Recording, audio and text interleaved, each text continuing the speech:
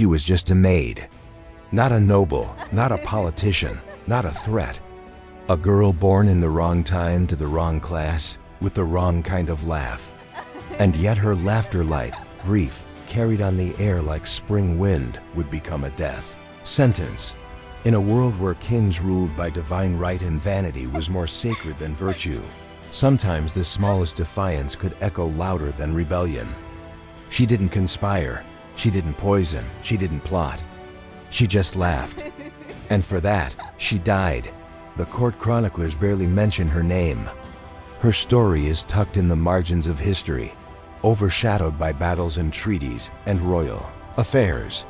But behind those gilded curtains and marble floors was a monarchy so fragile it could be wounded by a servant's breath. The King Charles IX of France was a man racked by paranoia, obsessed with appearances and drowning in a court, riddled with betrayal. He didn't trust his own brother, his mother, or his advisors. And worst of all, he didn't trust laughter. Especially not when it was aimed at him. The maid was called Isabeau. No last name, no lineage, just Isabeau.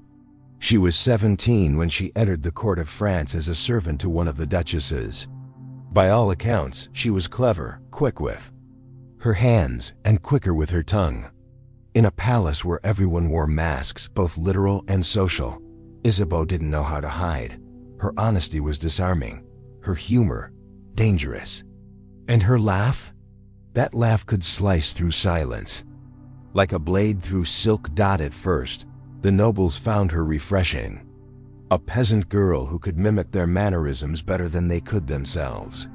They'd pull her aside during banquets and make her reenact the pompous rituals of court. How the king walked, how the queen waved, how the bishops kissed their own rings. The aristocrats would howl in private chambers, drunk on wine and mockery. And Isabeau would laugh with them, not knowing she was crafting her own noose with every giggle. Then one night, everything changed. It was during a private feast, one of those decadent, candle-lit affairs where everyone pretended to be Ramon gods while Rome itself burned outside. Isabeau had been summoned, not to serve, but to entertain. Someone had told the king about the little maid with the big mouth. Maybe it was a joke. Maybe it was a trap. But the king was curious, and curiosity in royal courts was often a prelude to cruelty. The chamber was sweltering with perfume and tension. Dishes piled high with pheasant and candied figs sat untouched. Goblets brimmed with blood-red wine. The king lounged on a velvet chaise, eyes glassy, his thin fingers drumming the table. He motioned for the girl to step forward. "We've heard. You're funny," he said. "Make us laugh." Isabeau hesitated. The nobles who once encouraged her now sat frozen. No one helped. No one warned her. She bowed, heart pounding, and began to mimic the king's stiff posture, his fluttering voice, the way he clutched his scepter like it might shatter. The room went silent. Then a few uneasy chuckles. And then the king laughed. A short, barking sound, but not at her jokes at her. She smiled, relieved, thinking she'd succeeded. But then she laughed too, and that was the mistake. In a single instant, the king's amusement vanished. His face tightened. His eyes narrowed. The laugh, the one that had made duchesses weep with mirth, now echoed like an insult in the vast hall. She had laughed with him, not for him. She had broken the unspoken rule. No one laughs unless the king commands it. No one mocks the mask of divine power. What was that? He asked softly. The question cut deeper than a shout. Isabeau tried to answer, but her words stumbled. It was only jest, my lord. Do I amuse you?" He asked again, like a jester. "No, your majesty, I meant no offense." But offense had already been taken. And in a court built on eggshells and egos, intent didn't matter. Only perception. The king stood, walked toward her slowly, and placed a single finger under her chin. "You have a pretty laugh," he said. "Let's see if it echoes after your tongue is cut out." The room didn't gasp. No one spoke. This was how court worked. Today it was a maid, tomorrow it could be a duke. The king's mood was law, and his insecurity was bottomless. She was dragged from the hall as the music resumed. Asterisk, asterisk. There was no trial. No parchment sealed with wax. No priests sent to hear her confession. Isabeau was not important enough for legal ceremony. Her crime wasn't treason, witchcraft, or heresy, it was humiliation. And that, in the eyes of a king spiraling into madness, was worse than conspiracy. They kept her in a stone chamber beneath the palace damp, windowless, where even the air felt like it was rotting. The guards, half drunk and terrified of court politics, said nothing to her. No threats, no comfort, just silence. As if she were already dead. In the kingdom of Charles IX, fear had become the ruling god, and everyone worshipped it, in quiet obedience. The duchess she served, once so amused by Isabeau's impressions, never came. The nobles who had begged her for jokes vanished behind velvet curtains. The same people who had laughed loudest now erased her name from their memories like a stain. That's how court worked. Loyalty was a costume you wore until it became inconvenient. Meanwhile, rumors spread like infection. Some said the maid had insulted the king's divine right. Others claimed she'd practiced sorcery to mock royal authority. A few whispered that she'd merely reminded the king of what he feared most, being ordinary. Because beneath the powdered face and golden crown, Charles IX was a man unraveling. And laughter, raw, spontaneous, unscripted, was the mirror he couldn't bear to look into. The king himself began raving about the girl. At night, he'd wake screaming, convinced that laughter echoed through the palace halls. He accused his courtiers of conspiring to mock him. He ordered tapestries torn down and mirrors smashed. His mother, Catherine de' Medici, tried to intervene. She had ruled France from behind the throne for years, but even she could not steady her son's mind. He was drowning in invisible threats, and Isabeau had become the symbol of all of them. The execution was announced suddenly, not in the open square, not on the gallows, but within the palace itself. It would be private, controlled, sanitized, as if shame could be hidden with curtains and ritual. A small audience was selected, just a handful of nobles, the king's confessor, a few royal guards. Enough to witness, not enough to object. Isabeau was to be executed for mockery of the divine crown. A charge invented on the spot. They dressed her in white, not for mercy, for irony. A virgin gown, clean and ceremonial, as though she were a sacrifice rather than a prisoner. As if the state wanted to pretend it wasn't about revenge, but purification. She was led through the back corridors of the palace, barefoot, flanked by soldiers who didn't dare meet her eyes. Outside, bells rang for mass. Inside, she was walking to her death. The room was lit with hundreds of candles, golden, flames flickering against marble statues of saints and kings. In the center stood a block of polished wood, stained from past use. A royal executioner waited beside it, hooded, silent. The blade was already raised, and at the far end of the chamber, seated on a throne slightly too large for his frame, was Charles. His eyes were rimmed with sleeplessness. His lips moved constantly, as if whispering to ghosts. In his hand he clutched a rosary that had long since snapped, beads slipping through trembling fingers like sand. He didn't look at Isabeau directly. Instead, he stared past her, as if she were just another hallucination. "Do you repent?" he asked softly. She didn't answer. Not because she was defiant, but because no answer mattered. He repeated the question louder. "Do you repent?" This time her voice came, hoarse but clear. "I laughed because they told me to. If that is sin, then your court is damned with me." A ripple moved through the room. The guards shifted. One noble woman gasped. Even the executioner paused. The girl had just called the entire royal court complicit. And she was right. The king twitched. A slow, furious smile spread across his face. and let your tongue be the first to go." That was how it began. The execution was not swift. It was performed in stages, an attempt to display royal justice. But in truth, it was punishment crafted by a man unraveling. Her tongue was removed first, a symbolic silencing of her laughter. Then came the hands for mocking the gestures of nobility. Finally, her head taken with one precise strike, as if to preserve the expression on her face forever. But they couldn't stop it, even in death. Isabeau seemed to smile. That was the detail the nobles whispered about later, in terrified tones. Behind closed doors.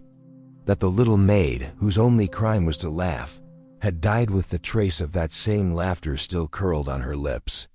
As if mocking them all from beyond the grave, her body was never buried properly.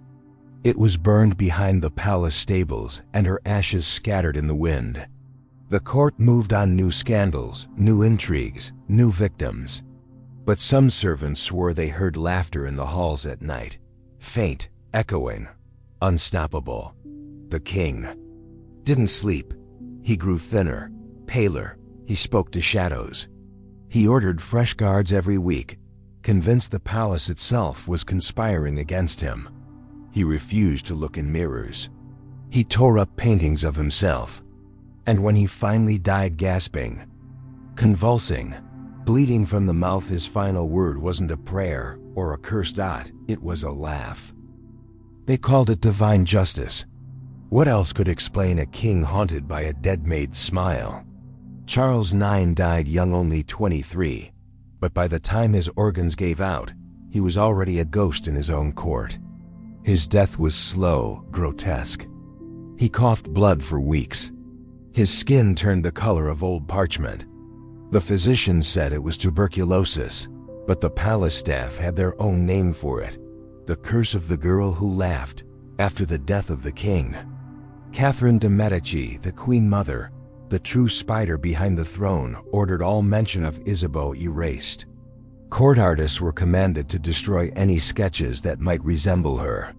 Her name was removed from palace records.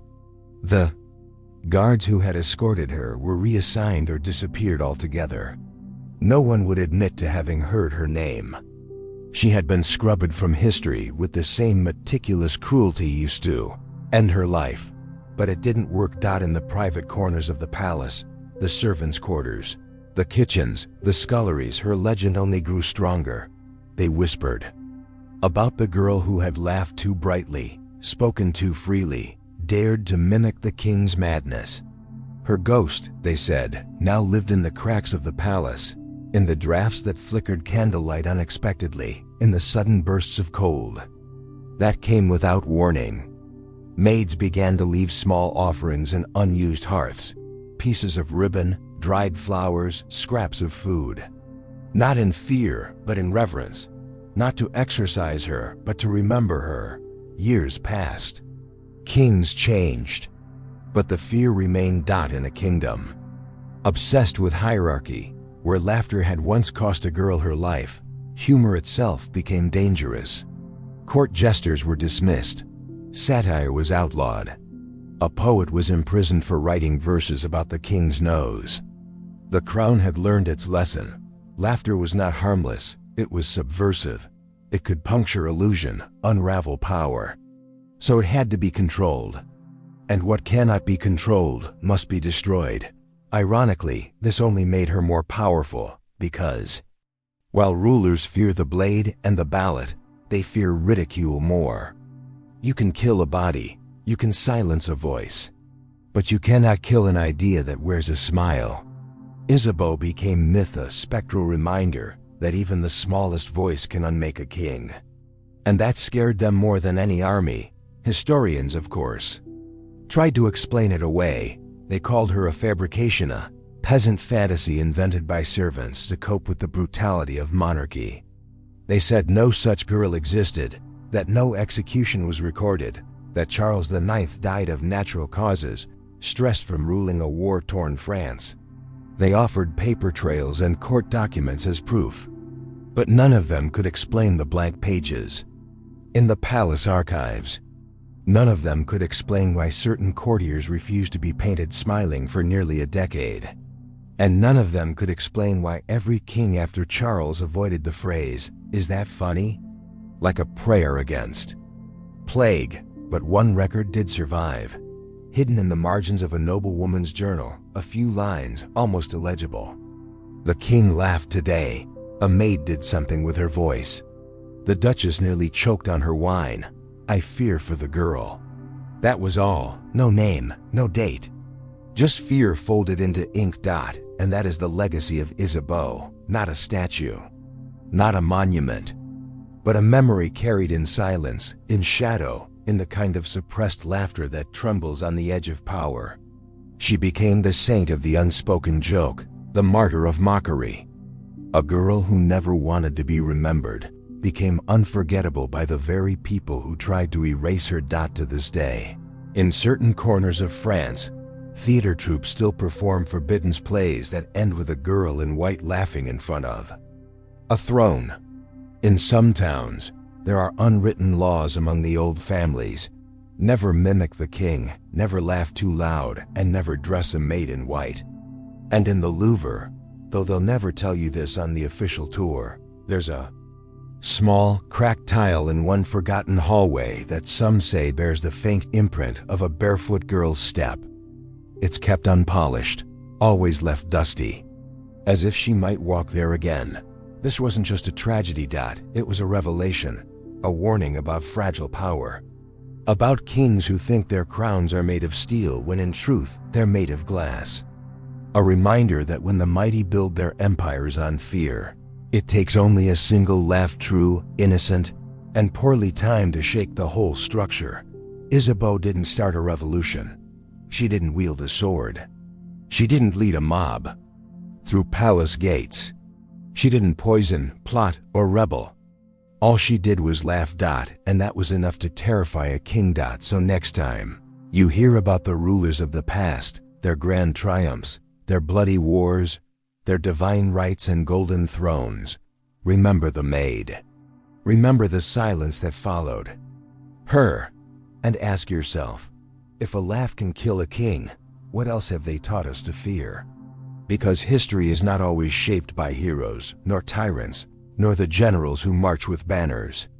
Sometimes it is reshaped by the ones they never saw coming, the ones with no title, no sword, no army. Just a voice that dares to laugh. And sometimes that's all it takes.